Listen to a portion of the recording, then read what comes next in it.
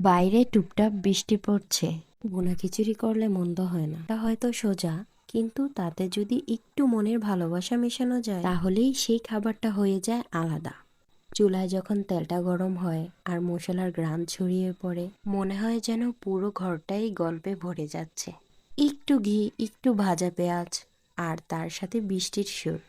আহা, কি যে আনন্দ! আমি যেমন রান্না করি তেমন করে তোমরা করে দেখবে। ভুনা খিচুড়ি শুধু পেট না, মন ভরে দেবে। কারণ ভালোবাসা দিয়ে রান্না করা খাবারের স্বাদ সব সময় একটু আলাদা হয় আর অন্যরকম।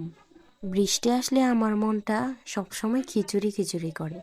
তাই তো বৃষ্টি আসলে যখন মনে হয় তখনই ভাবি একটু কিছু আলাদাভাবে অন্যরকম রান্না করি। খিচুড়ি, ভুনা খিচুড়ি, তারপর পাতলা খিচুড়ি, মাঝে মধ্যে তো বিরিয়ানিও রান্না করি। তবে পরিবারের সাথে সবার সাথে খাওয়াটা কিন্তু অনেক মজার। আমার রান্না করা শেষ, এখন খাবো। খেতে এতটাই মজা হয়েছে। আমার নিজের রান্না করা আমার তো ভালোই লাগবে।